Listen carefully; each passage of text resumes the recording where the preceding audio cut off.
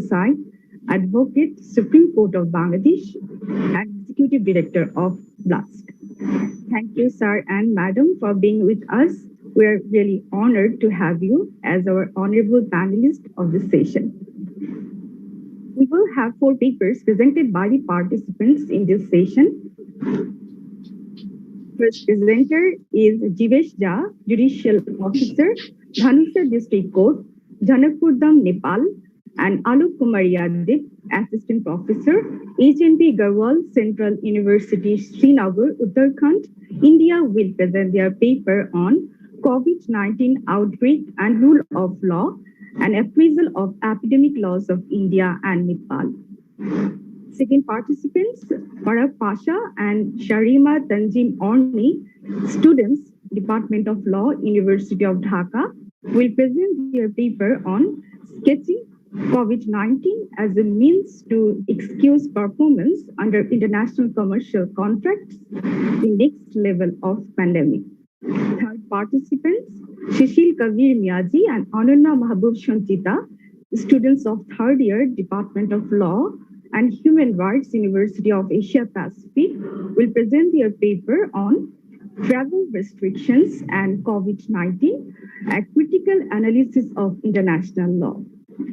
Fourth participants, Dr. David MAJEURE, lecturer, Department of Peace and Governance, Bindura University of Science Education, Zimbabwe, and Rutendo Joyce Matkiniya, social work student in the Department of Social Work, Bindura University of Science Education, will present on COVID-19, child social policy and vulnerability in Zimbabwe, a case of teenage girls. And this session will be moderated by Ms. Azizun Nahar, Assistant Professor, Department of Law and Human Rights, University of Asia Pacific. Now, I would like to request Ms. Azizun Nahar, Madam, to take the floor and start this session. Good luck to the participants and thank you. Thank you, Farjana Madam, for giving me the floor. So welcome you all to our virtual international conference on the impact of COVID-19 in the legal field. So we feel honored to have with us Mr. Kaji Mahfuzul Haq Shupon, Associate Professor, Department of Law, University of Dhaka, and Barrister Sara Hussain, Advocate, Supreme Court of Bangladesh, as panelists. In this session, this is all 6th session. 4 papers will be presented to you. So, dear participants, I hope you all are aware of the rules of the presentation. Just as a soft reminder that you will get 20 minutes to present your paper. So, first of all, I would like to invite Mr. Jivesh Jha, Judicial Officer, Dhanusha District Court, Janakpurdam, Nepal, and Mr. Alok Kumar, Assistant Officer, Garhwal Central University, Srinagar, here to present their paper. Mr. Jivesh and Mr. Alok.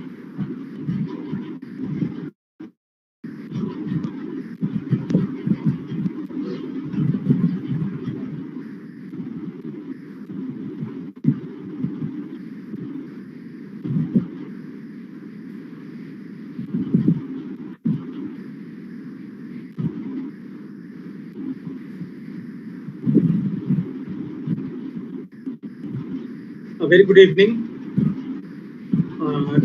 respected panelists and distinguished professors. I am Jivesh Jha from Nepal. I'm working as a judicial officer in the Dhanusha District Court, Janakpur. So, am I audible?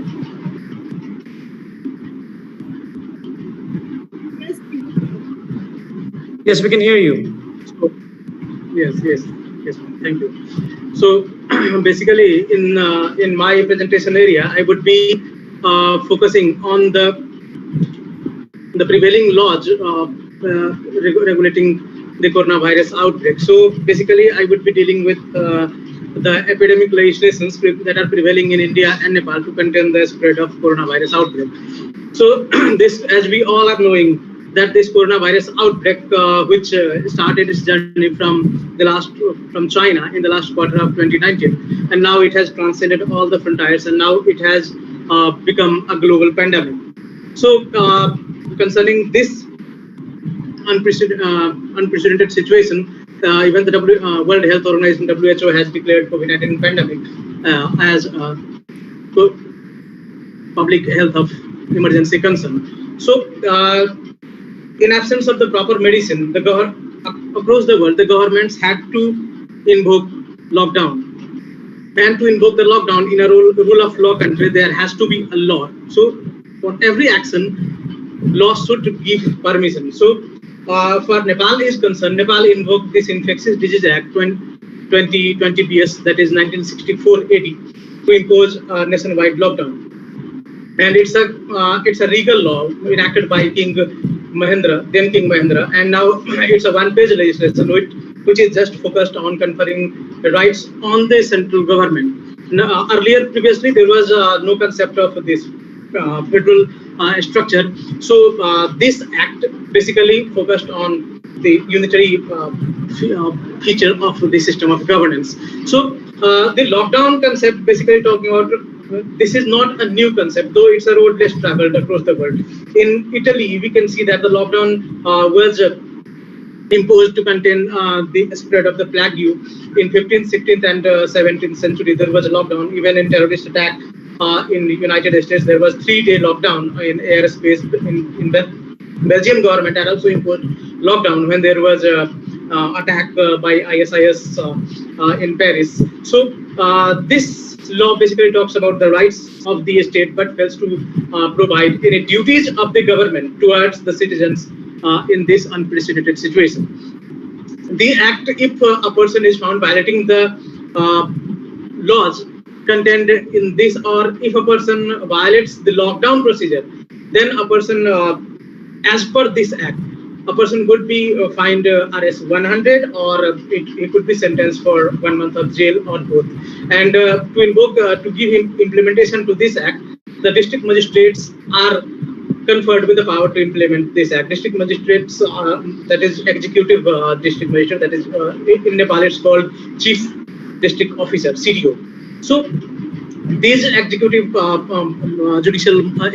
executive magistrates, district magistrates, they are conferred with the power, and they are directly responsible to the Home Ministry, that is the federal government. They are not responsible, they are not answerable to the provincial governments. So this epidemic legislation is central legislation. This is not in the nature of this federal spirit. So though Nepal has been declared a federal country, even section 104 of Country Criminal Code 2017, it envisages for up to 10 years of jail sentence if a person is found spreading the infectious disease. So recently Nepal has enacted a new ordinance to contain the coronavirus outbreak. It contains as many as 42 sections, and it designates Bir Hospital, Kathmandu, as the central hospital. So if provincial governments, or even the local governments, or even the central government has to establish COVID specialized or designated COVID hospitals across the country, then it has to follow in strict guide. It has to be established, it has to be operated as per the guidelines of the Bir Hospital. So for this ordinance places Bir Hospital as the central hospital.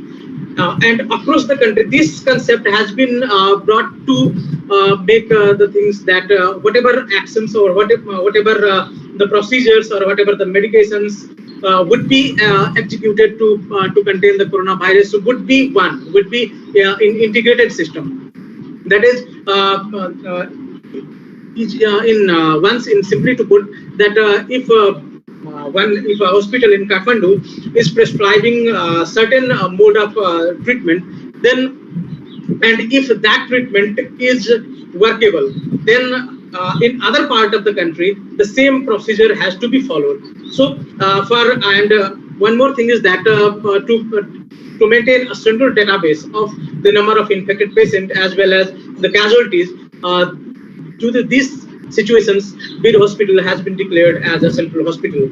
So in this act, unlike the Infectious Disease Act 1964, this act stipulates fine, which is of much more. Its provisions that up to 5 lakhs fine or 1 year of imprisonment is there for on a person who comes in the way of implementation of the provisions of the act. Similarly, arrest 3 lakh fine or up to 6 months of jail sentence is provision there for willful disobedience of the provisions of this ordinance. So arrest 100 fine is there for not wearing the mask. These provisions were not found under Infectious Disease Act 1964. So like England's Coronavirus Act 2020, this ordinance also provisions for temporary registration of the healthcare professionals, doctors, or even for procuring the essential supplies. This ordinance confers power on the government of Nepal to manage health equipments or to seek foreign cooperation to contain the COVID-19 outbreak. However, this ordinance does not provide even a single provision for compensation. This ordinance stands in violation of the Supreme Court order, which was expelled on May 2020. In a writ petition filed by Dr. Punya Prasad, the Supreme Court has directed the government of Nepal to provide essential kits, that is sanitizers as well as masks, free of cost. But this new ordinance is not in consonance of the order of the Supreme Court of Nepal. So this way, this ordinance stands in violation of the Supreme Court order. So in India, the Epidemic Act 1897 was brought into effect. It's a 123-year-old colonial legislation. It's also one-page law, which is empowering the state governments to adopt policies to contain the infectious diseases. In this act, the central government has no role to play, though this act is massively criticized by the constitutional experts and the lawyers that for being a blunt piece of legislation and not prescribing certain welfare functions. So, government of India is considering to repeal this law, and there is a bill pending in Parliament since 2017. So, so far this law, within a few months, the government of India, or after this COVID-19 outbreak ends, the government of India is considering to bring this bill into effect. So, the Mr. Jivesh, sorry for interruption. Can you please come on the camera? Yeah, I will be. So the government of India enforced this National Disaster Management Act 2005 to impose a nationwide coronavirus outbreak. So it's this Disaster Management Act is a central law which is applicable across India.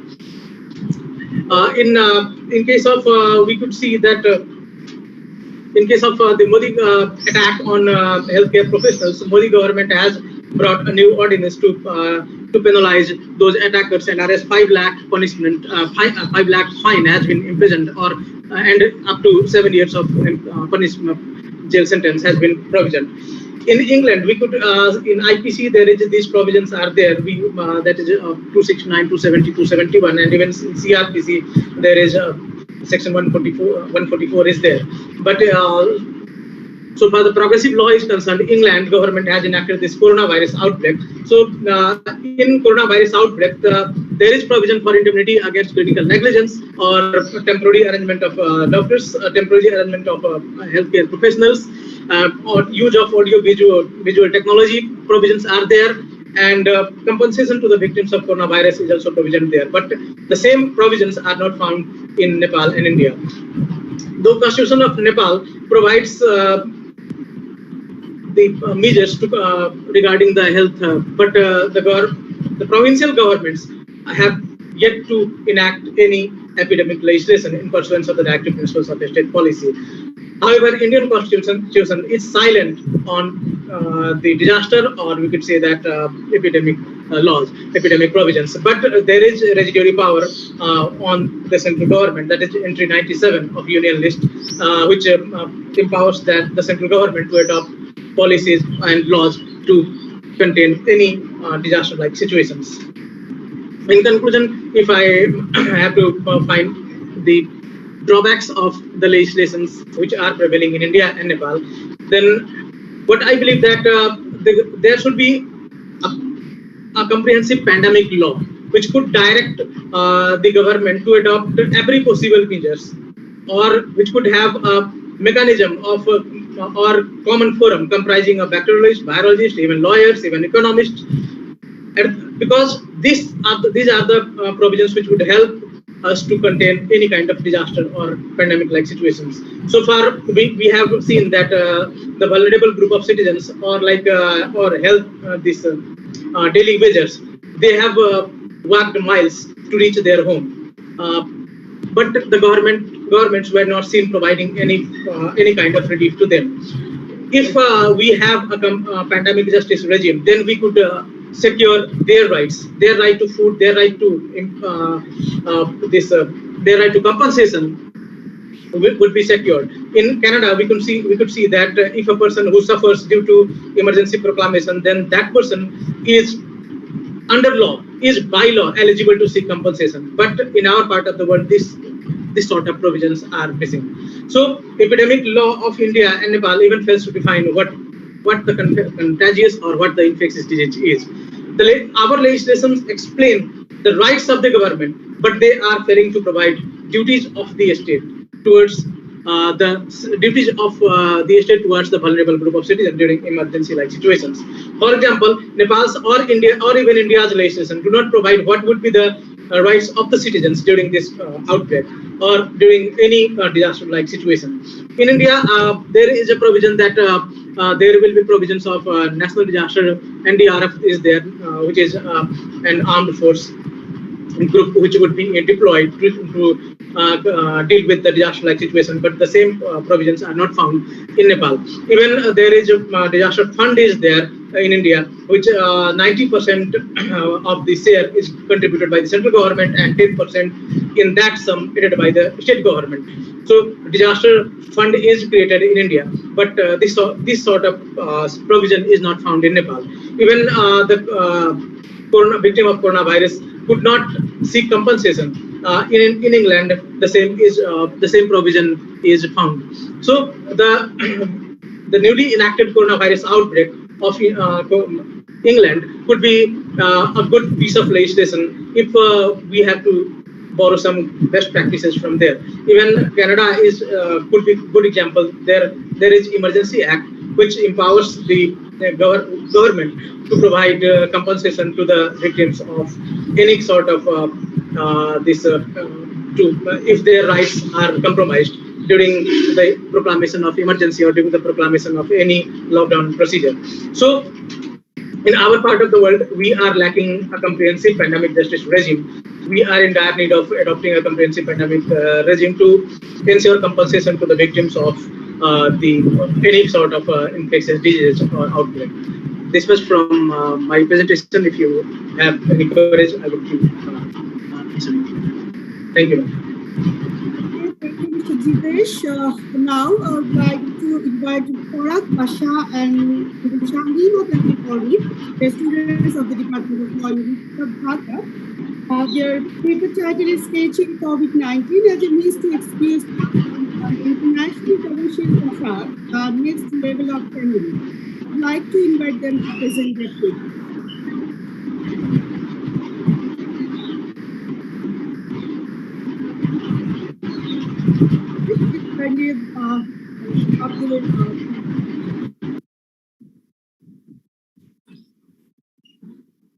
Stop your screen. Oh, thank you. Madam Moderator, am I audible and visible properly? Yes, you are audible. Thank you.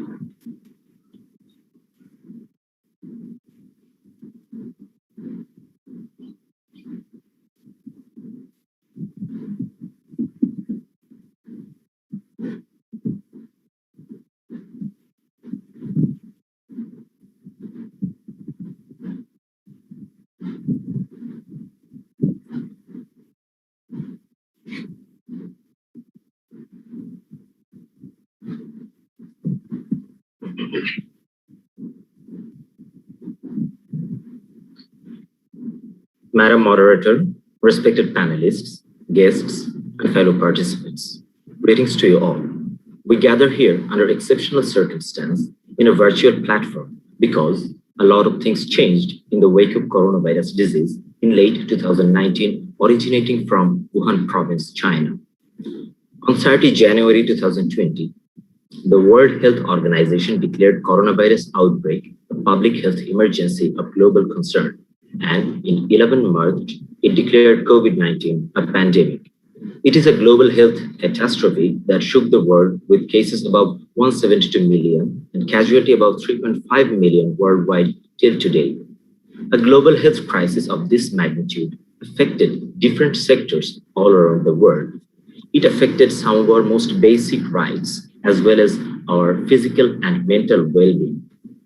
It also put the world in an extreme economic hardship. In this conference on impact of COVID-19 in the legal field, we have seen various issues being addressed, including issues concerning basic human rights, government policies, economic implications, and so on.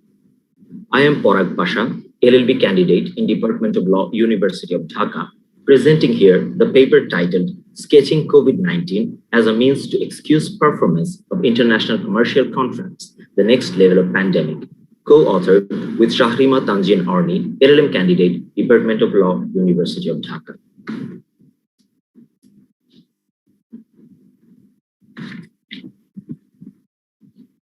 Global trade highly depends on movement of goods through traditional international routes. A deadly viral outbreak poses significant risk of spread all around the world through those routes. The breakdown of global supply chain and economic hardship resulting out of strict lockdowns and port closures all around the world has in many ways affected commercial contracts on an international level.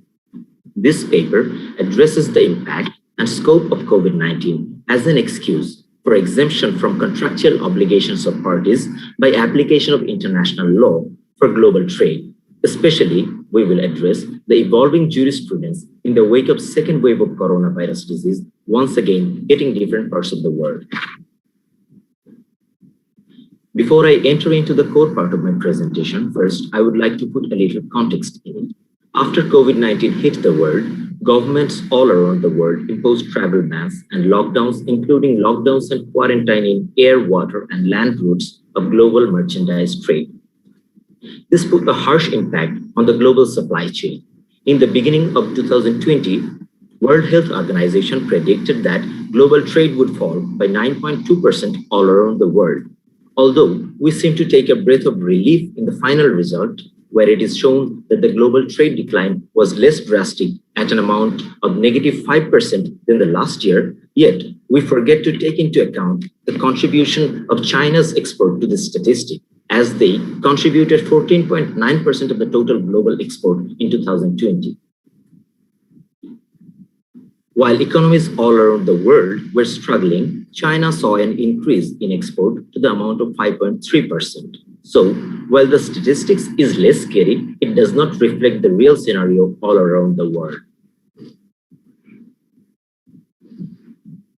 To understand the consequences of this evolving situation, it is first necessary to understand the reasons why trade is declining. Although most economic shocks are precipitated either by reduction in demand or supply, COVID-19 has created both situations simultaneously. As an example, by April 24, 2020, more than 80 countries and customs territories had introduced export prohibitions or governmental restrictions as an immediate response to the pandemic, and continuous lockdown or restriction has been imposed from time to time on the resurgence of the virus by second wave.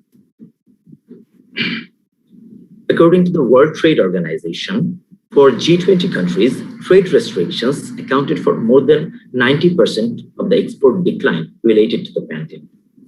Situations like this has consequences not only in the public health sector, but also in the contractual obligations of parties to international commercial contracts. Situations like this makes the performance of contracts impossible or extremely burdensome at times. It has been seen that China has been issuing blanket force majeure certificates to domestic companies in order to save them from economic catastrophe. This is a question to the whole world in terms of trade, whether in the wake of this pandemic, parties can be exempted from liability for the non-performance of contractual obligations in cross-border contracts, or whether the parties should be obligated to perform. A thorough review of international trade laws and principles concerning liability and non-performance of contracts is necessary to assess this situation. I will now briefly explain the principles widely accepted and practiced all around the world in international commercial contracts while dealing with exemption from contractual liabilities. First of all, there is force majeure, a very popular and widely accepted principle of contract law. Force majeure is a civil law doctrine. We can see its adaptation in various international instruments like the UNIDROIT principle, Article 79 of United Nations Convention on International Sale of Goods, Article 8.108 of the Principles of European Contract Law, etc. It is also incorporated in model contract clauses such as the International Chamber of Commerce Force Majeure Clause 2020. The force majeure clause is generally used in international contracts as well as domestic contracts in order to resolve the question of party obligation and its performance when a surprising event happens. A situation imposing the impossible nature of performance is composed of three exclusive requirements. The situation must be external, unforeseeable, and unavoidable. The provisions on force majeure are rigid. Nothing less than total impossibility will suffice as a predicate for an excuse. The doctrine of frustration of contract is most often intertwined with the doctrine of force majeure. A contract is taken to be frustrated if the performance of the contract becomes impossible.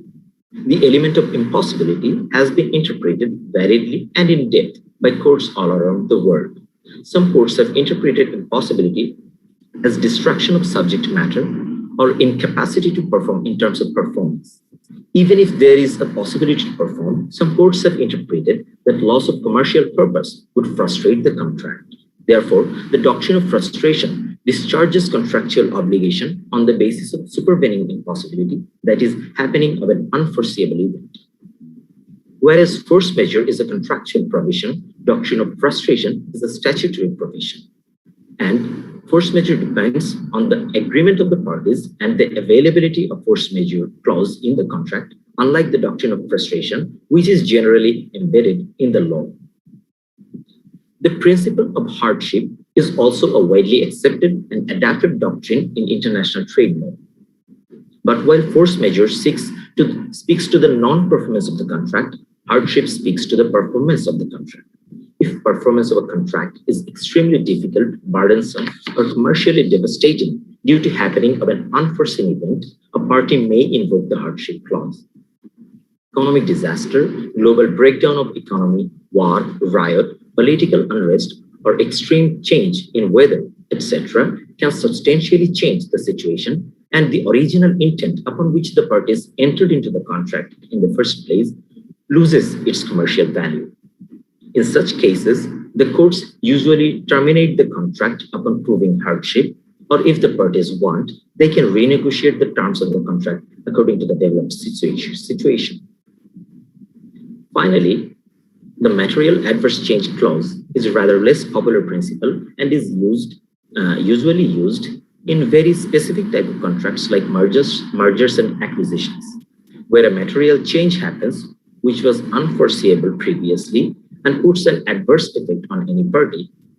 The party can invoke this clause. Now, as we gathered a primary knowledge of the laws applicable, let's put them into test in the context of a pandemic such as COVID-19. Almost all the principles for exemptions have one thing in common, that is, unforeseeability of the situation. We primarily see the recognition of epidemics or pandemics generally as an unforeseen event in the 2003 ICC force majeure clause and also in the 2020 version of it. Whereas a party invoking force majeure has the burden to prove that the situation was unforeseeable, according to the ICC force majeure clause, burden of proof will shift to the opposite party, and the opposite party will have to show that the situation was not unforeseen in the event of a pandemic. So when pandemic happens, it relieves the party claiming for exemption of its burden to prove the first requirement, that is unforeseeability. Although epidemic or pandemic is an unforeseen event, occurrence of similar events in the past reduces the possibility of unforeseeability as an excuse to be accepted. In that light, the spread of SARS-associated coronavirus in 2002 and the spread of MERS-associated coronavirus in 2012 are recurring impediments which affected the economy as well as the health sector during that period. However, the scale and severity of the specific outbreak is necessary to take into consideration. In that regard, COVID-19 definitely poses an exceptional and more severe global health crisis than the previous ones. And although nature of the recurring impediments were similar, the exceptional severity and impact of the situation must be put to test in order to decide foreseeability from a reasonable point of view, as observed in the 2004 CISG decision in Raw Materials Incorporated versus Manfred Forberich Company Limited. Now, just when the world was seeing a relaxation of lockdowns and travel restriction arising from COVID-19, many parts of the world have been experiencing the second wave of the pandemic. While the first phase of the pandemic was unforeseen out of general contemplation and sudden stroke, the second phase was rather speculated and suspected, the possibility of which could not be out and out denied. Thus, the uncertainty and unforeseeable factor of COVID-19, as observed from the former discussion, which has enabled parties to excuse performance under different mechanisms, have significantly diminished now. The impact of the second wave of COVID-19 is clearly visible, and it is illustrated by this graph, which shows that which clearly shows the immediate decline of both import and export in United Kingdom in the first quarter of 2021. We can see merchandise trade increased in the third and second quarter of 2020, but immediately dropped after the hit by second wave. As this discussion allows us to understand how international legal mechanisms will deal with commercial contracts hit by COVID-19 in the first phase, we now move on to the fundamental question this paper addresses. How will the mechanisms for exemption apply to the international commercial contracts entered into during or after the start of the pandemic? First of all, if a contract contains a force majeure clause, which includes epidemic to excuse performance, the party invoking it must prove that it could not reasonably avoid the impact of the second wave of the pandemic. Thus, though there may be different triggering factors, the standard of proof is much higher now. For example, in case of a supply purchase agreement, if a party is unable to procure any raw material due to travel restrictions, that party must prove that it had tried at its best to procure the raw materials from an alternative source. Since scientists have been warning of a second wave of the pandemic, the party must prove that they had acted reasonably to avoid, or at least to mitigate the potential impact of the second wave. Thus, to invoke the force majeure successfully, the alleging party must prove to the court that its inability to perform is not mere lack of preparedness, but actually something that triggers excuse of performance. As the component of unforeseeable nature of the event is of essence in applying the doctrine of frustration, it is highly unlikely for courts to treat COVID-19 as an unforeseeable event in case of contracts negotiated after COVID-19 was declared a pandemic. In view of the second wave, the pandemic is no more an event beyond reasonable contemplation, and as such, it would be reasonable to believe that the parties would have taken account of the associated risks before entering the contract. For example, a temporary lockdown would definitely make the performance very difficult or render commercial loss. But a party must opt for performance if it is available, irrespective of the difficulty in performance or impending loss. However, if the government takes any measure which actually is unforeseeable or beyond contemplation, there is still room for success, but it will eventually depend on how courts identify any COVID-19 related government measure with regard to business type, geographic location, etc. Also, in case of contracts where time is of essence, impossibility to perform due to government regulations may frustrate the contract. Finally, in case of hardship clause, the impact will be similar to that of force majeure clause. The parties must show that at the date of signing the contract, they had calculated associated risks of COVID-19 to the business transaction, and the new situation made it onerous and burdensome as they could not contemplate it. The arbitration tribunals will apply this test in a case-by-case basis. Following this discussion, it is clear that outright termination of contract will be tough, citing COVID-19 as a means to excuse performance in international commercial contracts. But every problem also has a solution. The recently published ICC Hardship Clause 2020 gives us the solution. It incorporated a provision allowing the disadvantaged party to seek or request adaptation of the contract instead of termination to the court. Following the request for adaptation, the court will assess the situation subjectively and subsequently adapt the contract, returning it to a balanced situation. This will avoid outright termination or non-performance of the contracts and will also avoid unjust enrichment by other party. This approach will eventually benefit business overall. As doctrine of force majeure or frustration falls under the purview of non-performance of contract, COVID-19 as an unforeseen event cannot be argued following the damage caused by the second wave. That is what we argue in this paper. After a comprehensive review of international commercial law and principles, this paper concludes that there are clear scopes and suggestions to invoke hardship and request for renegotiation and adaptation. Therefore, it is suggested to parties involved in international commercial contracts to include provisions for adaptation in good faith to prevent unjust enrichment or outright termination of the contract, as the virus and its multiple mutations and spread worldwide can take unpredictable turns. Therefore, it is suggested to the parties in international commercial contracts to incorporate the ICC model hardship clause in the contract in good faith. With this, I would like to thank everybody for listening and conclude my presentation. Thank you.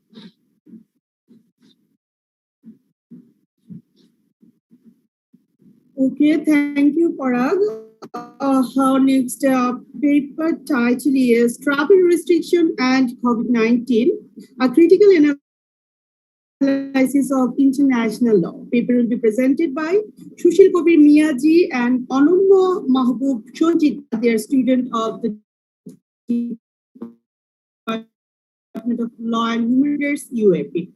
I would like to invite them to present their paper. Sushil and Ananya.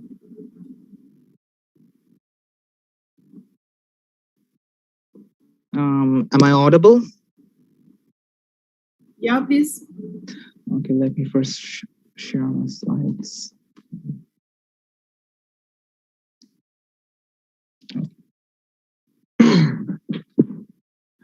Respected panelists and hosts, Assalamu alaikum and a very good evening. The world as we know for the past 2 years since 2020 has not been the same. A respiratory virus known as the coronavirus has took the world by storm, and it hasn't been the same ever since. We had to rethink how we should live, we had to rethink how we should communicate, and we had to rethink how we should interact with people on a day-to-day basis, or in this case, not interact at all. And the world has also tried to tackle this situation, as always.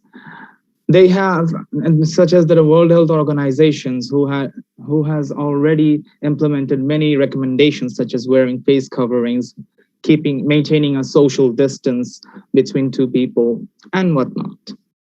And also, the world and many governments have implemented additional travel and trade restrictions during this pandemic. And that has been of concern to people at large, and people have also questioned that whether or not are these restrictions legal to begin with.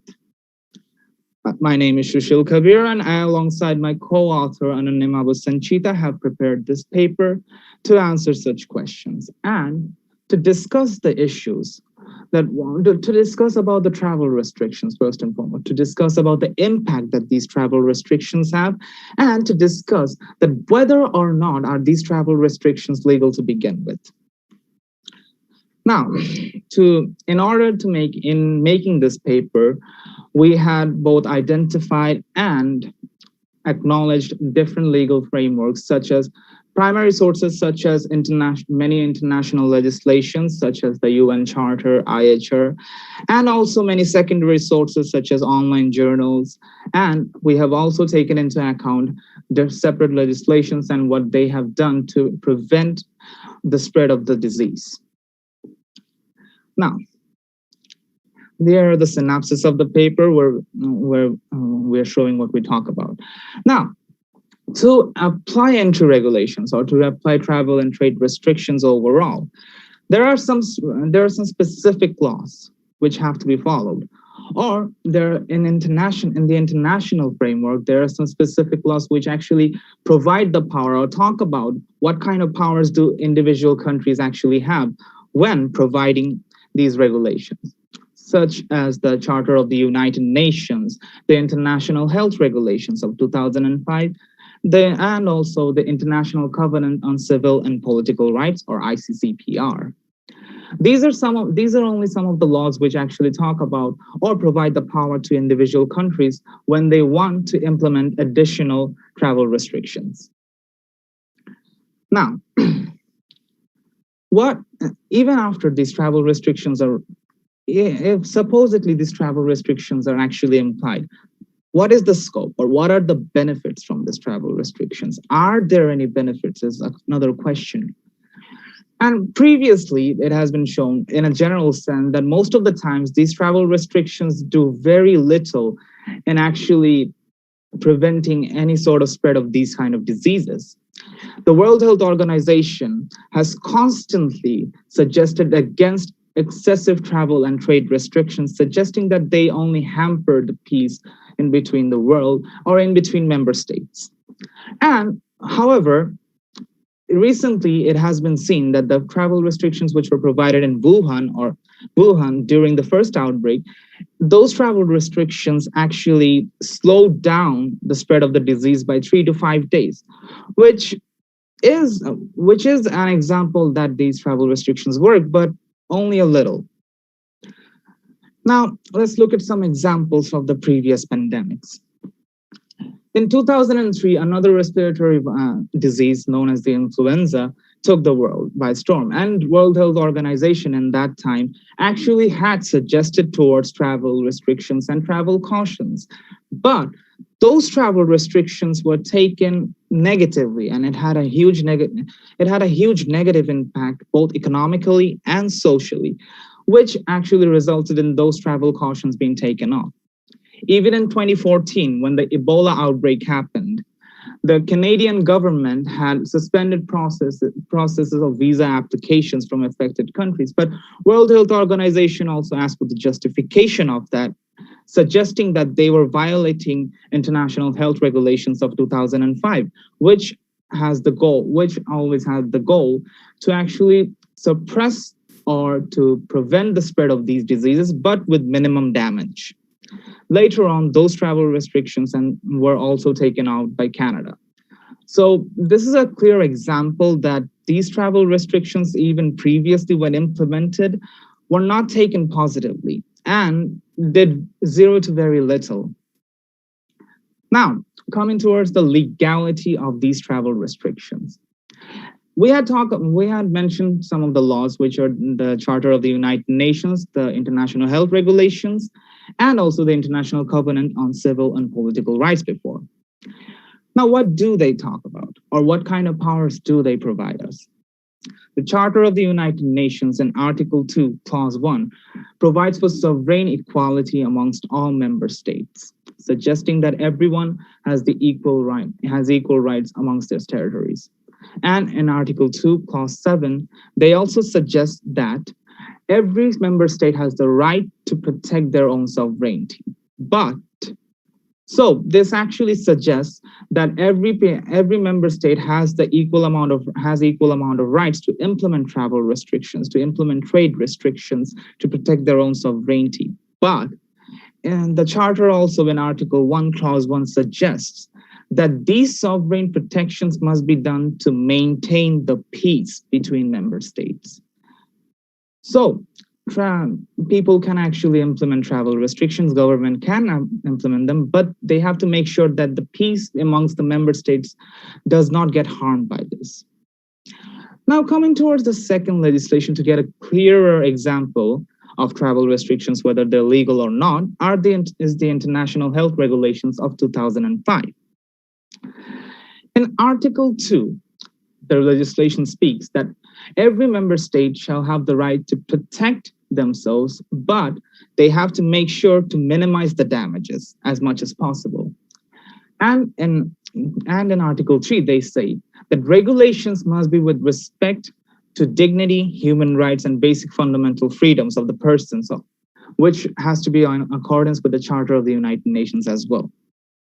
However, Article 43, Clause 2 provides on the conditions on why the governments can actually implement additional travel and trade restrictions.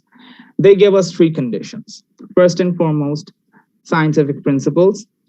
Secondly, scientific evidence. And thirdly, advice from the World Health Organization. These three has to be followed when a government or member state decides to implement additional travel or trade restrictions. And as we have already said, the World Health Organization constantly suggested against additional travel or trade restrictions, even during previous pandemics and also this pandemic as well.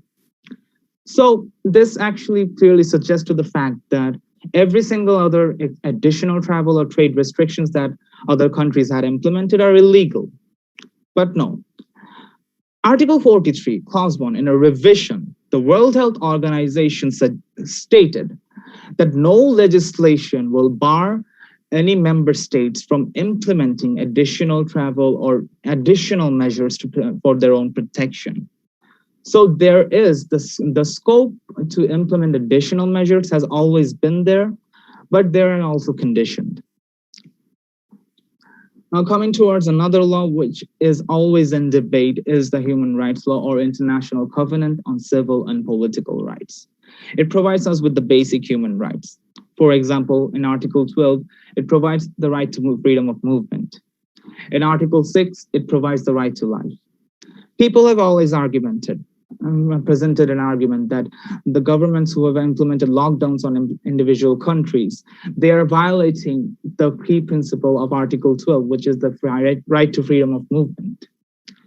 However, there is also another argument in that stance, which is Article 6 of the Covenant, which states that every individual member or person has the inherent right to life. That right has been stated as non-derogable in Article 4, Clause 2, and also in the general commentary of Article 6. A non-derogable right cannot be avoided or cannot be broken in any circumstances whatsoever. So the governments might be actually breaking the first right to freedom of movement by implementing travel restrictions, but they are protecting a bigger right as well in the right to life, which carries more gravity as it is a non-derogable right. So in the discussion, we can see from the discussion we can say that these travel restrictions are not specifically illegal, and as they already have the legal background to back them up. But then again, there is a gray area or a silver lining where it should be considered illegal or legal. Now, what are the effects of these travel restrictions? Do they help? Do they not help? We have seen the previous examples. Let's see the current examples. In April 2020, by April 2020, 93% of this entire world was affected by coronavirus or have faced the COVID-19 already. Now, how did the countries react? Well, some Asian countries, including India or Japan, they had implemented additional travel restrictions, additional trade restrictions. They have a fatality rate of approximately 1.5 amongst the confirmed cases. And And in comparison to countries such as the United States or United Kingdom, who had not implemented additional travel restrictions or additional trade restrictions, they also have a fatality rate of 1.5 to 1.8 approximately between them. So that's really not that big of a difference. So the implementation of travel and trade restrictions, they are not doing that much to prevent the spread of the disease or to prevent the fatality rates or to bring them down even. This goes for the effects which is in the spread. But now let's go to the other effects, which is the economic effect. The COVID-19 outbreak has had a major negative impact in world stocks. It has gone down by a staggering 23% in recent times. Pandemic payrolls as well. Pandemic payrolls are going at an all-time low right now because of the offices being closed, because of the travel restrictions provided in between countries, in the inter-circle of the countries, offices are closed, businesses are closed, wages have been cut, and the payrolls have been cut. And it has been hitting on all-time high ever since July 2009, because it is going down by a whopping 293%. This is a huge blow to the economy. And now the unemployment rates as well. The unemployment rates in the United States have been at an all-time low, hitting a 14.7% decrease. And in India, approximately 122 million people lost their jobs only in April. That is a lot. And that is only happening because of the pandemic, because of these offices being closed. People are losing their jobs. People cannot eat. People cannot properly accommodate their family members because of these travel restrictions, because of the trade restrictions that have been given in the world by the governments of these countries. And socially speaking, people have mixed feelings towards these travel and trade restrictions, as people are suggesting that these travel restrictions are necessary to actually help people to live. But however, we've seen examples in the US, such as in California. People have been protesting against the lockdown as well. They have been suggesting that we will not hold ourselves in our homes because we need to eat, we need to sleep, we need to provide our family. So socially chaotic situation has been happening ever since the implementation of these travel and trade restrictions in between the people. Now, the main discussion. So what did we see from this entire thing? First and foremost, it is legal. These travel and trade restrictions have been given by the governments to prevent the spread of the disease, to prevent people from getting affected by these diseases, to prevent any more harm into the world. There are laws such as the Charter of the United Nations, the International Health Regulations, which have also backed these travel and trade restrictions as well. Because at the end of the day, they are to only protect the people and protect this entire world from a dangerous situation that we are facing right now. However, we have also seen in previous examples and in current examples that these travel and trade restrictions do zero to very little in actually helping people or in actually helping to prevent the spread of the disease, to prevent anything from happening. So these travel and trade restrictions might be an effort, but these restrictions are an effort which actually has no results. And also, it is a legal travel restrictions, and these restrictions are legal in every sense. However, people are suffering for these restrictions. People are suffering, the world is suffering, the economy is suffering, businesses are suffering. Everything is coming with a cost. These travel restrictions, these trade restrictions might be necessary, but then again, these travel and trade restrictions are also hindering people of their lives. Yes, protecting someone's lives are very important because the right to life is above every single right that ever existed for humans, because it is a non-derogable right and it cannot be removed for any reason whatsoever. But are these restrictions worth it? Well, what do we actually have to do to actually come up with a proper solution? To come up with the proper solutions, we must find a middle ground where people are maintaining the social distancing, people are wearing face coverings, people are doing their jobs, but we also have to ensure that people are getting paid, people are doing their jobs, people are getting enough food to feed themselves, feed their families. These travel restrictions are nothing but a necessary evil, because this might be an evil, but this is also protecting us. The governments and the people, the governments of member states and all other countries and the other people that are involved and the people who are being affected by these travel and trade restrictions, they all have to band together to come up with a proper solution. The governments cannot just say wear face coverings and sanitize your hands and wash your hands, maintain social distance, and then think that it's over. Or we cannot expect that anything good will happen if the people don't cooperate with the government. So it is a responsibility from both sides, from the people and the government, to ensure that they can continue their livelihoods and also stay safe. And as for the question of these travel restrictions being whether or not they're legal or illegal, of course they're legal. However, as I have mentioned previously, they have always been a necessary evil, as we have our lives to protect as well, and as it is the responsibility of our governments to ensure that our lives are protected first and foremost. Thank you very much. Thank you, Sushil, for your presentation. Can you hear me, sir? Hello? Yes, we can hear you. Oh, thank you, sir. Our last paper title is COVID-19, Child Social Policy and Vulnerability in Zimbabwe, a case study of teenage girl. So this paper will be presented by Dr. David McQuarrie.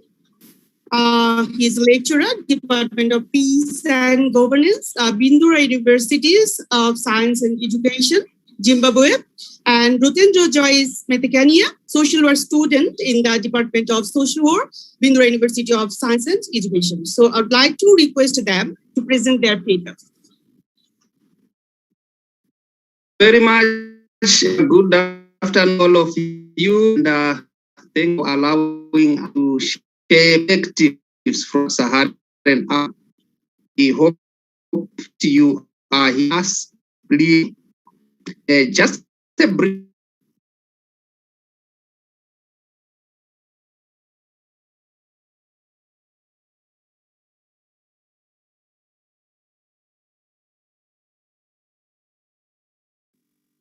Mr. David?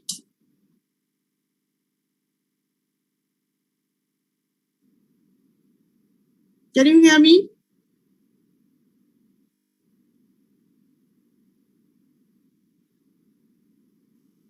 Hello?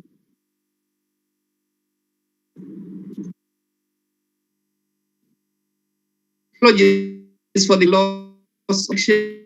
Thank you very much. Mr. David, please unmute yourself. So can you hear?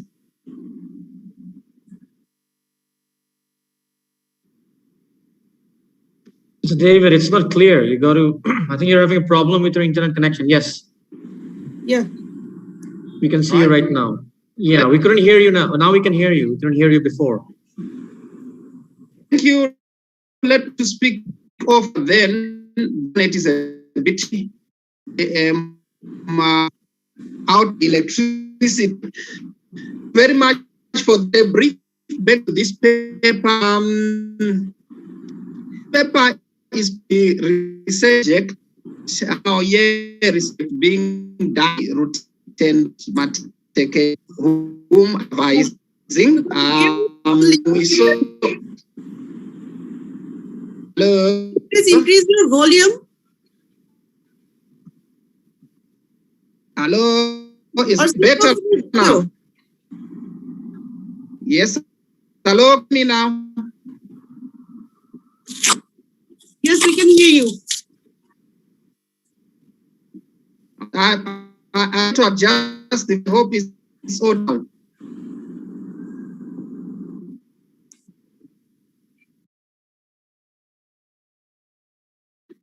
Okay, so this is research being written, and I referred her to, but she's one of her exec of the paper with 19 big child ability teams. The ground to just like other part of the world, country feeling the of COVID pandemic, and in this context, there has been a rise in pregnancy during the COVID in June, Zimbabwe.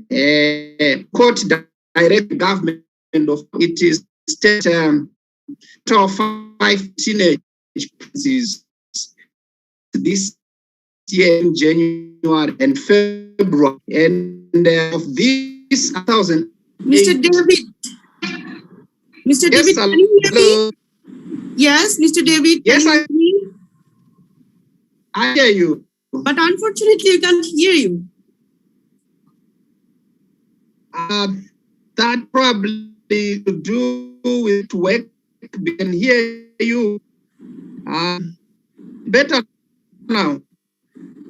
A bit better. I just saw. Okay, so I'll continue. I'm giving a beg to say that during the 19th we just like a country has experienced some challenge, but focus is on girl who in affected by the peak for distance.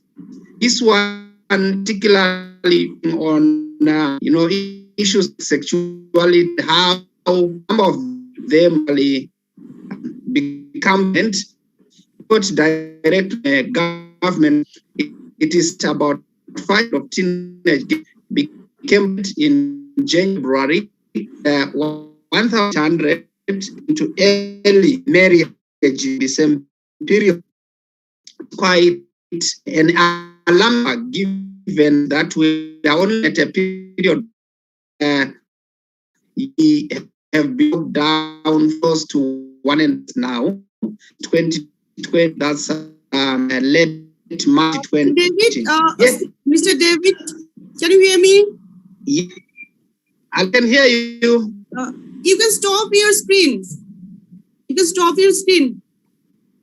Screen sharing, you can stop your screen sharing so that you can hear you. Actually, you can't hear you. Okay. All right, let me try that.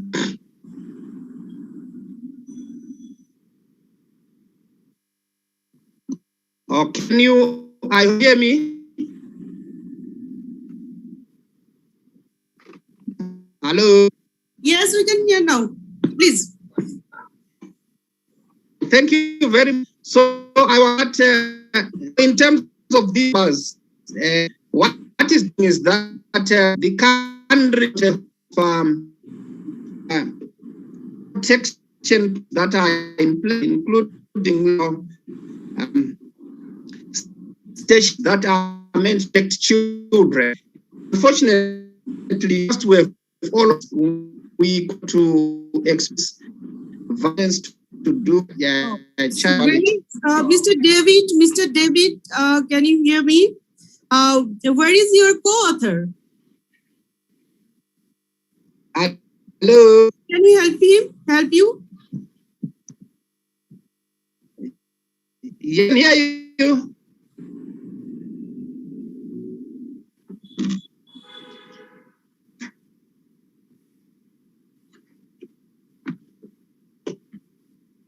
Hello, can you? Arjun Nahar, I think he is having trouble with his internet. I think he is so far away. He is, in fact, on the other part of the world. If you please request him to share his presentation with all, I think that will help.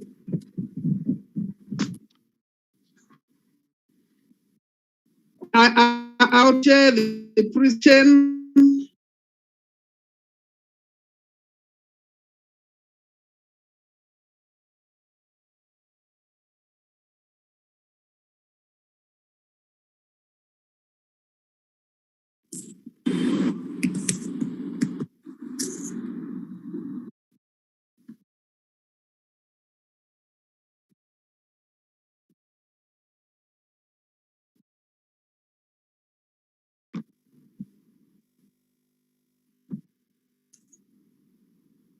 Hello, Mr. David, can you hear me? Yes, I hear you here. Okay, you can just share your screen. Okay, please share your screen. But I'm trying to presentation at the box slowly is up.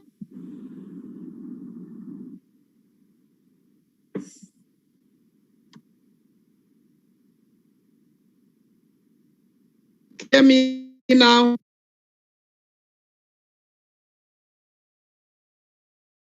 No, we can't hear you.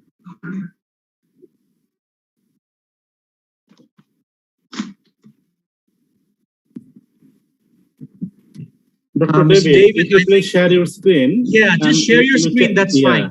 And change your slides every 30 seconds, that will help us. Exactly. Just share the screen, Mr. David. That's fine. Your bandwidth is not fast enough. That is fine. I think it will help the panelists and us as well. Please share your screen. Thank you.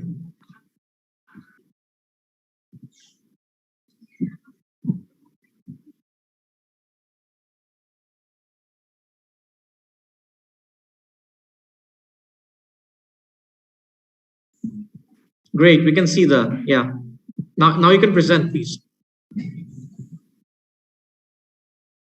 Right. Thank you. I was still around. I was saying strategy by state the started was to secure pandemic it a security. But in so doing, have been raised intended in society. Questions expressed are the losers in most securitization place service and effects on our rights in the context of this paper, public with girls.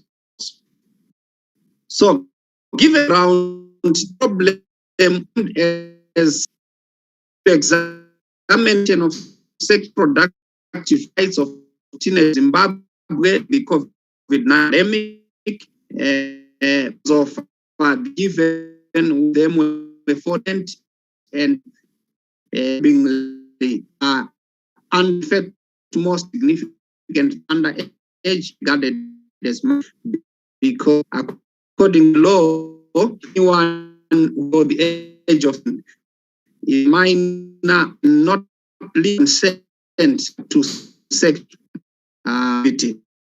Then again, only legally 18. So these then there is to stand in social policies that are in place keep that Zimbabwe signatory convention, the UN on the right, as well as the after on rights and the child to that so many policies that are for and constitution is here in terms of what needs to protect them. Paper they've sought the efficacy of the existing laws and why increase because of prevention or COVID pandemic or its effect that is always approach this look through the expanded of security, which is security combines of economic, political, and other dimension. Connected is the idea and rights-based development holistically responsible to protect few it's of audience and identify the right brain. Given the in terms of methodology, which is really tentative up in terms of the data focus questions were with members from society and departments, and of course interviewed high-level authorities within the Ministry and Child, as well as civil organizations, child rights, Zimbabwe Justice for Children in Zimbabwe. And say when I the papers is that initiate part of the means for the the Bachelor of Arts in Social Career in here.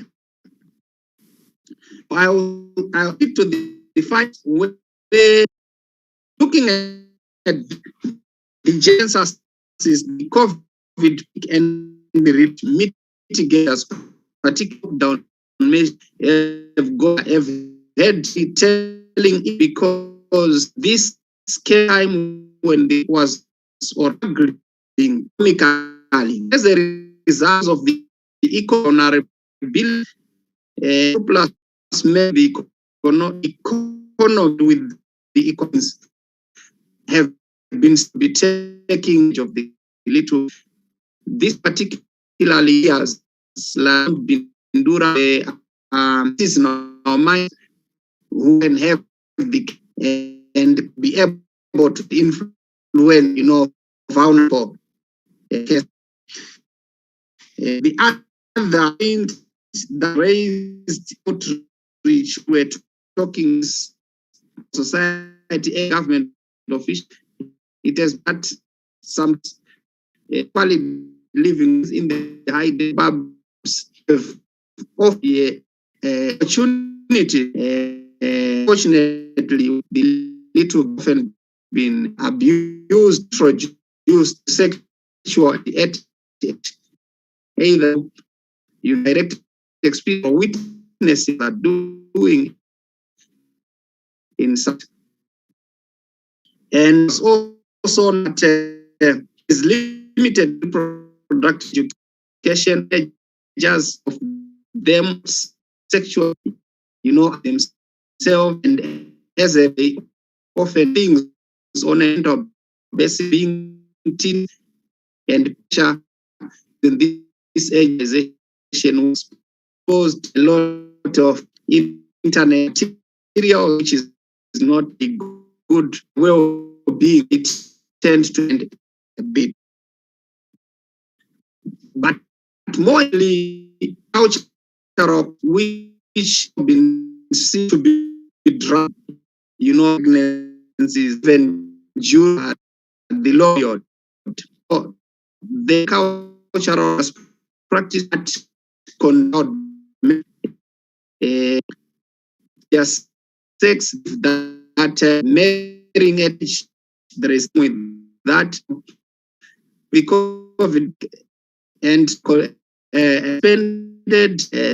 the thing is that is an opportunity marry so that explains there is a number of underage who married.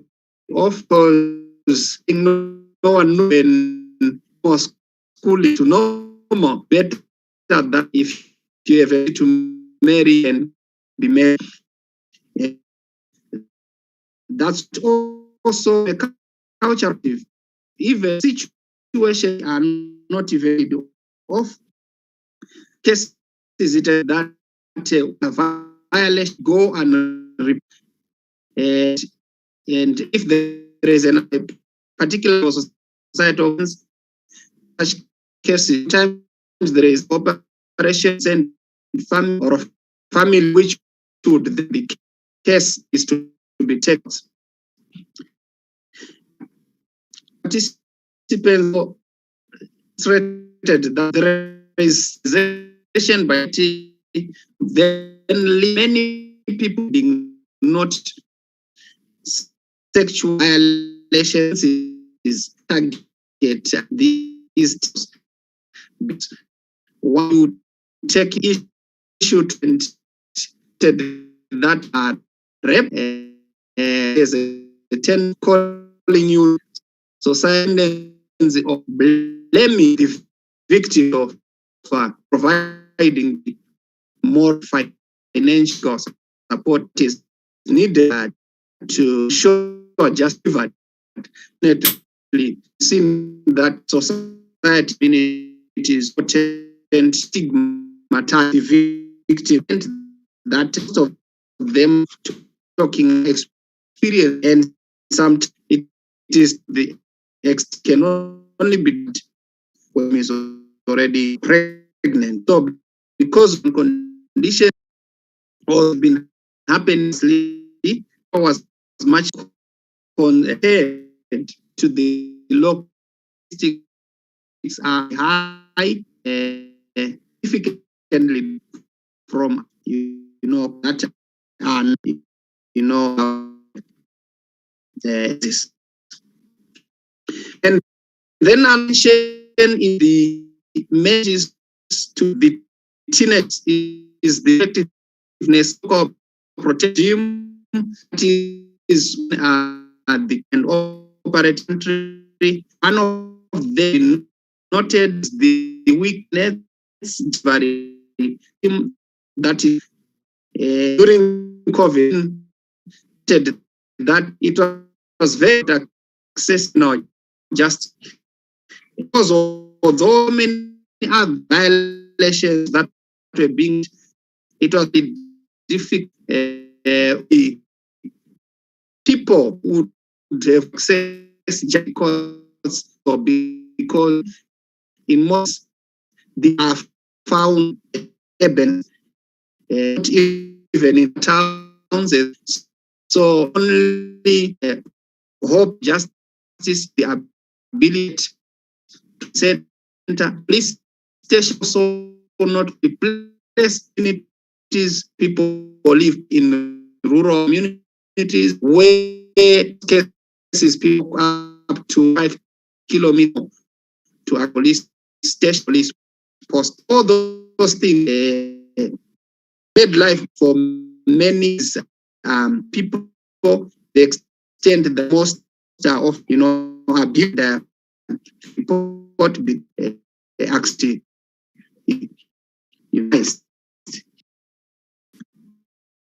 so this is the choice for the young their family access and greatly effectiveness of the protections that are.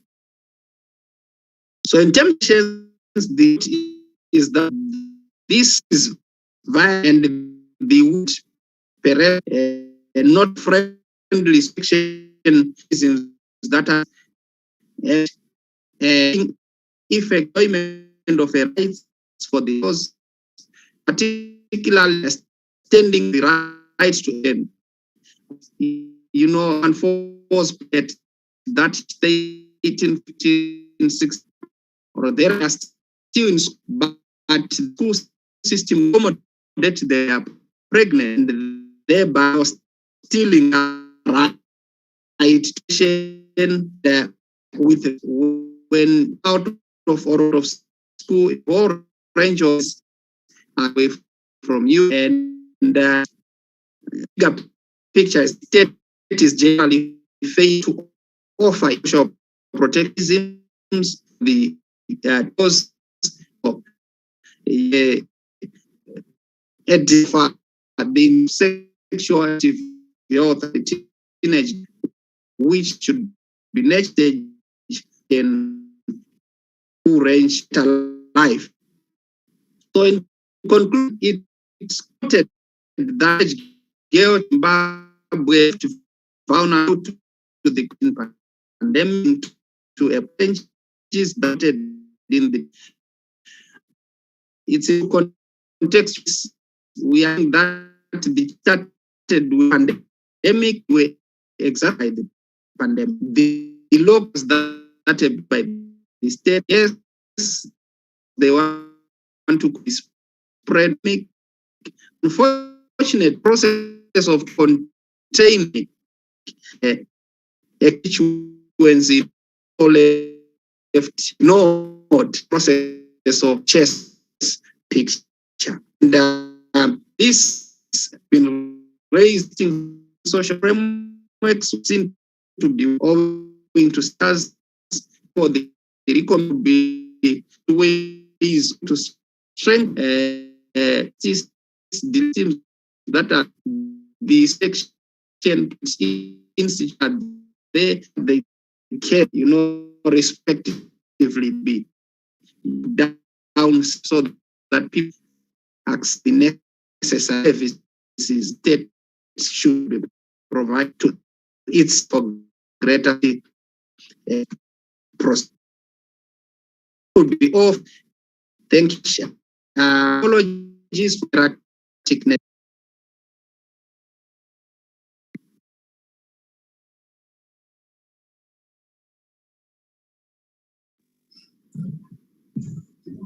Okay, thank you. Thank you, Mr. David. Now I would like to request Mr. Kaji Mahfuzul Haq Shupon, Associate Professor of the Department of Law, University of Dhaka, to make comments on the papers. Thank you. Good evening, the presenters and researchers. First of all, it's not a comfort zone for me to supply inputs as a panelist, as all of these presenters have their own academic and intellectual freedoms, choices, and goals in their respective works. First of all, I will comment on the first title, COVID-19 Outbreak and the Rule of Law, an appraisal of epidemic laws of India and Nepal by Mr. Jivesh Jha and Alok Kumar Jadhav. It was a very good articulation of some common problems of two neighbors. I think your common border has brought you together, as you have seen the same border from two different sides, and you've seen the convergences and divergences of your own systems, or legal frameworks to deal with pandemic situations. As you know, India has been a federation for a long time, since 1947, and Nepal has become a federation very recently. I think the year is 2015, if I'm not wrong. And we know Nepal is already struggling with implementing federalism in healthcare system. Both these countries have commonalities regarding legal framework to deal with pandemics. One is obviously these laws are very old, though some of them have been amended recently. Another commonality is the federal system. Both these countries have federal system and three tiers of enforcement, like federal, provincial, and municipal. Since the authors are attempting to identify the problems, you could also include in your paper how the power and control rubrics and dynamics work among and between these tiers and relevant authorities. Particularly, you can include the power of different tier bodies to legislate and enforce in particular areas and power to allocate resources in pandemic situation. I think it was one of your focuses, as I have seen in the presentation. I think your main focus is on like the procedural issues and the definitions. In both these countries, they're actually, whenever they're talking about the lacunas and backdrops of the endemic laws, they're mainly focusing on definitions of endemic and how those laws are enforced. But one thing is missing, that is the power and control interaction between these three tiers. I think if you can include this in your paper, this will obviously enrich your paper and research. Then I will move on to Article 2 and 3. I will comment on them simultaneously. I think the authors are too ambitious because both these papers are too wide and too general. And my request to the authors is you should revisit your titles or you should restrict your research focus.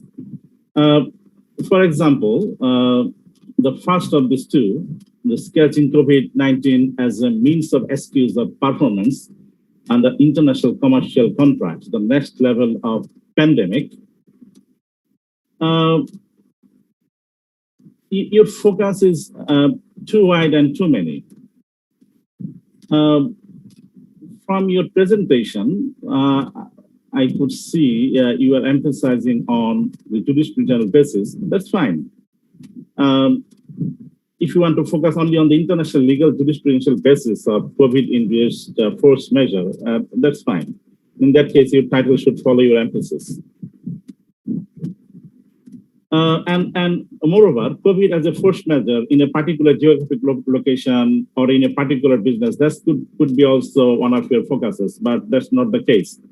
If I have not missed it completely, I think I failed to I failed to identify the actual focus area of the research. So my request would be you should precise your area. Otherwise, there are so many researchers in this area in recent times, and it will be extremely difficult for you to differentiate your own research from the rest if you do not specify your focus and viewpoints. And the second title, the travel restrictions and COVID-19, a critical analysis of international law. I was wondering whether you are critically analyzing international law or you are analyzing the travel restrictions in the light of international law.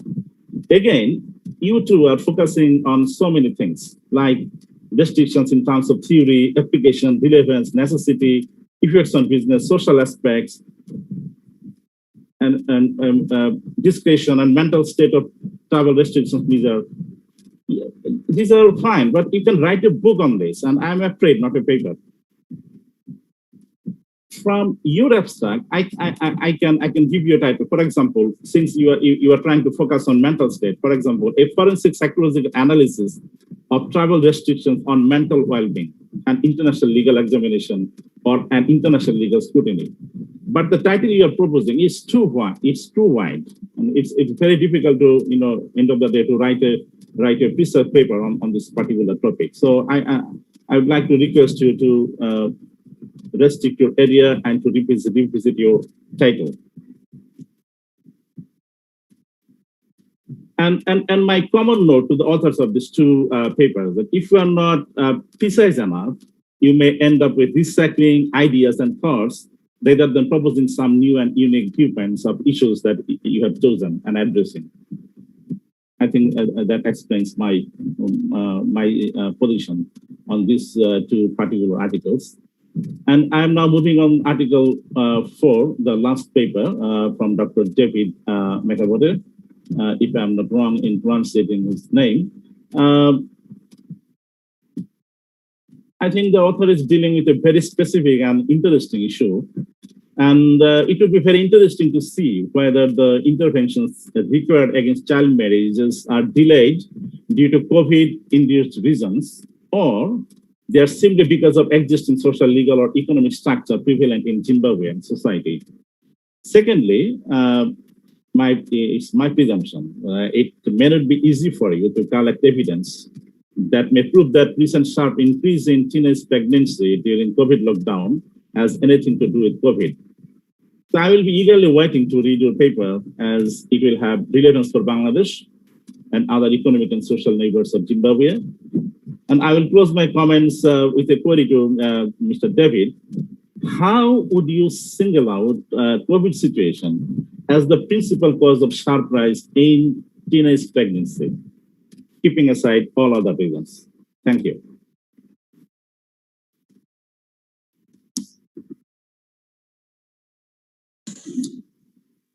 Thank you, sir. Thank you for your valuable comments. I hope the participants will be benefited with these comments. Now, I would like to request Barrister Sarah Hussain, Executive Advocate, Supreme Court of Bangladesh, and Executive Director of BLAS, to make comments on the papers. Thank you so much, and thank you to UMSAILS and UAP for this organizing this conference and for engaging us in this discussion.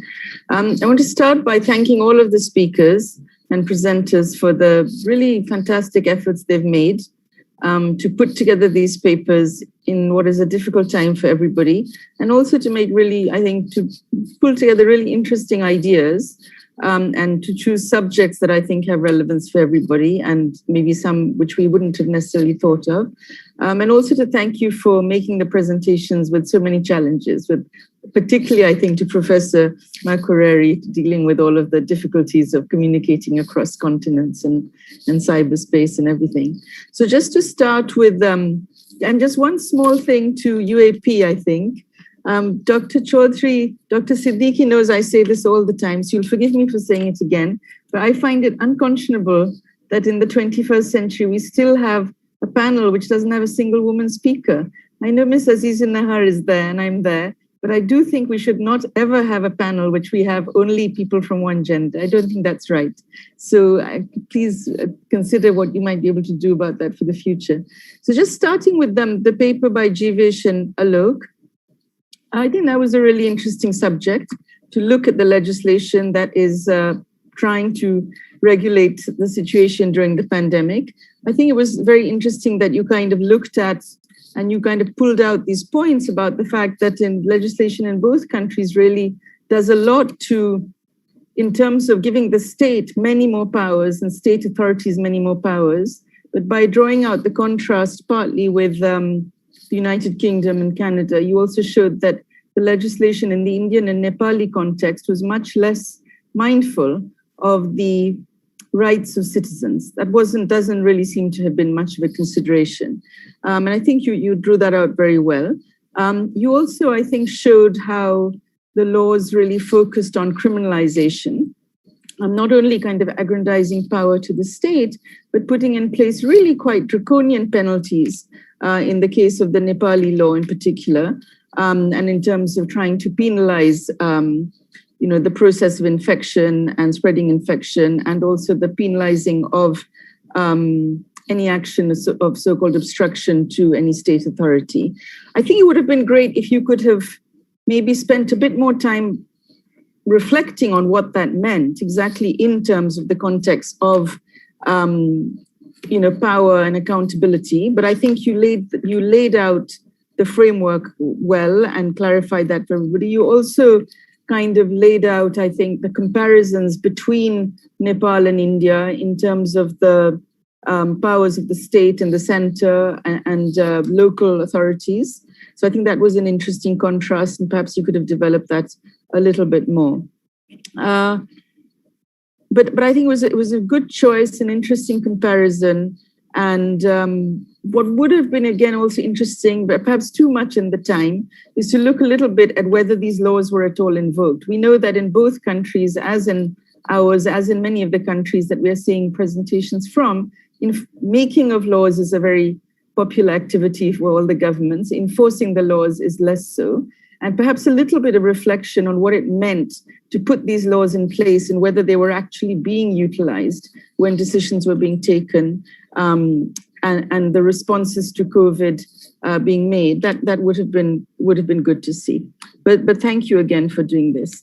On the next paper from Parag Pasha and Sharima, I have to congratulate you, Parag, on a really excellent presentation. I think you spoke really clearly and set out the points and structured your presentation very well and very simply. It was easy to follow even for someone, I think, who wasn't necessarily aware of all of the issues or following the discussions.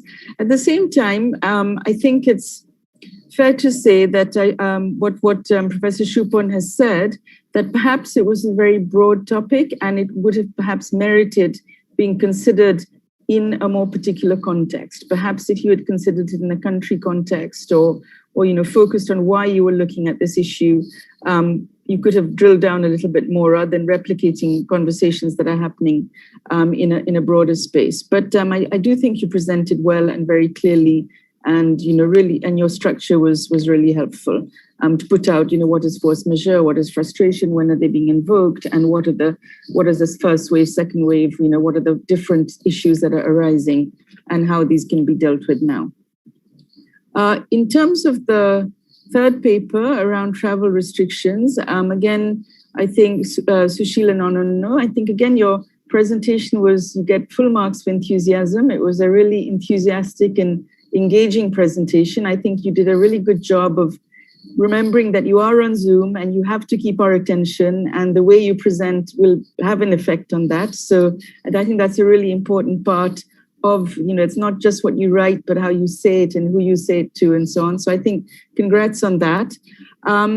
You also, you went through a lot of soft law, the international human rights regulations and some of the UN provisions. You also looked at the Covenant on Civil and Political Rights. You looked a bit at national decisions, orders, legislation that had been made.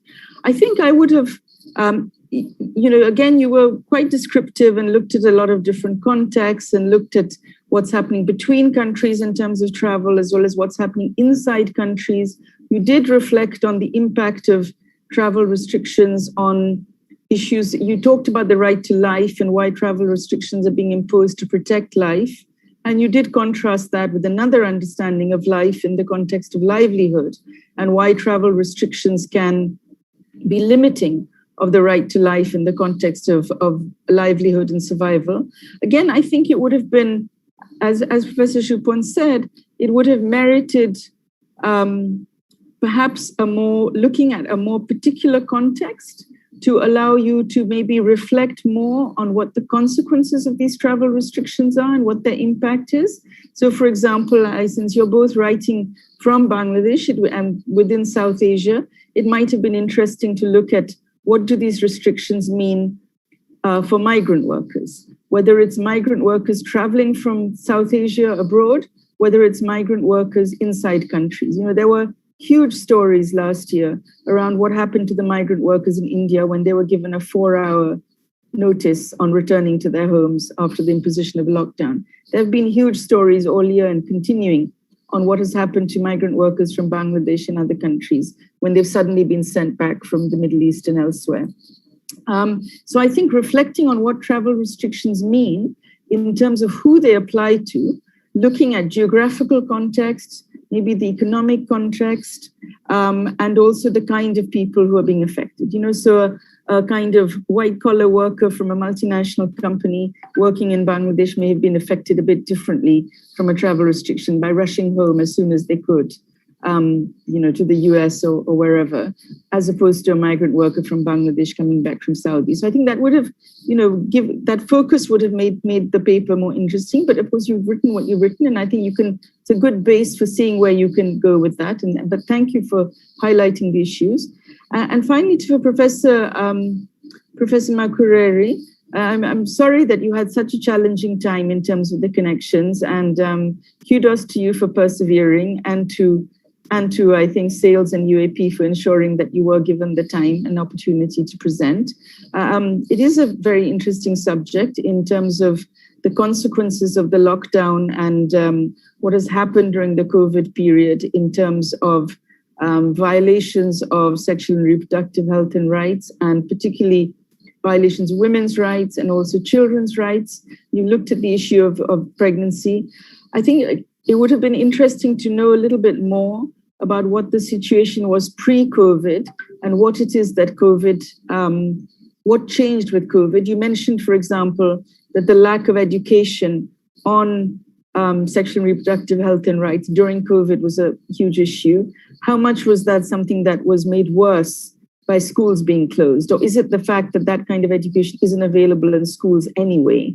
And so is COVID helping us to, in a peculiar way, look at the gaps that already existed in our society, as well as highlighting new problems that are arising?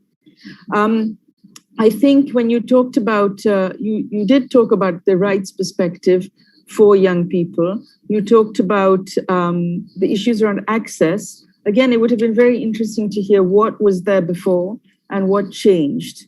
because I think some of the issues you highlighted about the barriers and the kinds of consequences for girls, they may be exactly the same barriers and consequences in pre-COVID times with some particular changes.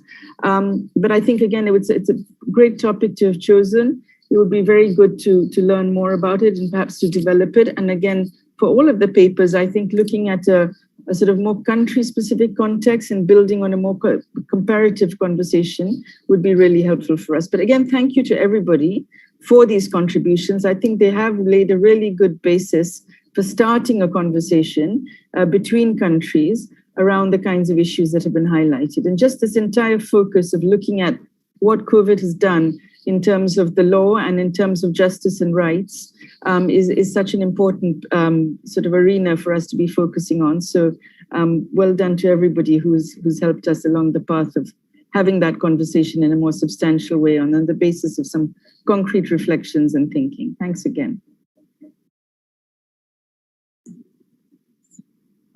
Thank you, Madam, for your valuable comments. I hope that participants will be benefited with these comments. Now it's a Q&A session. You can ask your question by raising your hands. Anyone? Nazmul Hussain.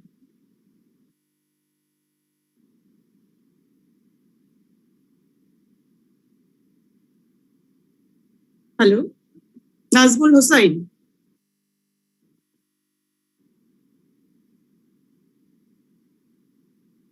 Any questions from the participants?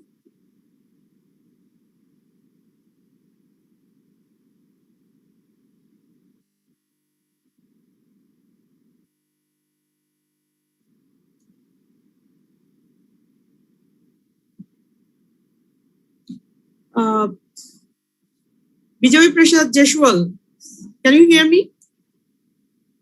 Mr. Bijoy?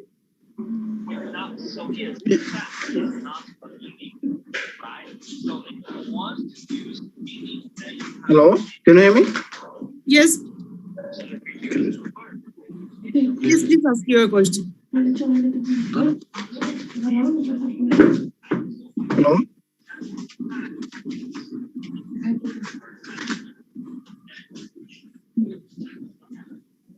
Yeah, can you hear me? Yes, we can hear you. It's huge congratulations to all the 4 papers. We try to say very different perspectives on it. And it's a small observations when when I try to compare, in fact, that's maybe under limitations, but have you seen papers, have you seen the perspectives where the federal governments or the provincial governments or even the central governments have been enacting laws, and not only one laws, but there are lots of standards targeting to the COVID-19. And there were like bit amendments which brought in the Act of 1964, where the provincials and the local governments were given the powers in order to coordinate and extend the hands of cooperations in each and every perspective. So is there any like basis of that you made a comparisons to it? Yes. Thank you. Thank you, Vijay. So anybody else to ask any question?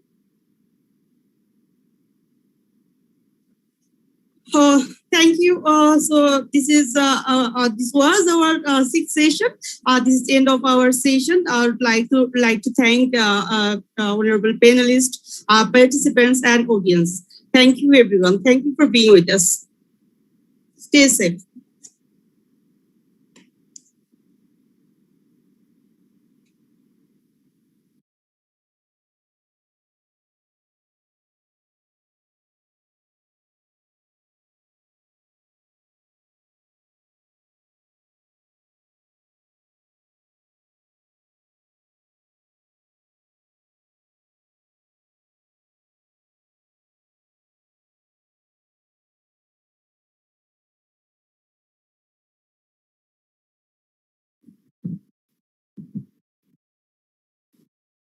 Recording stopped.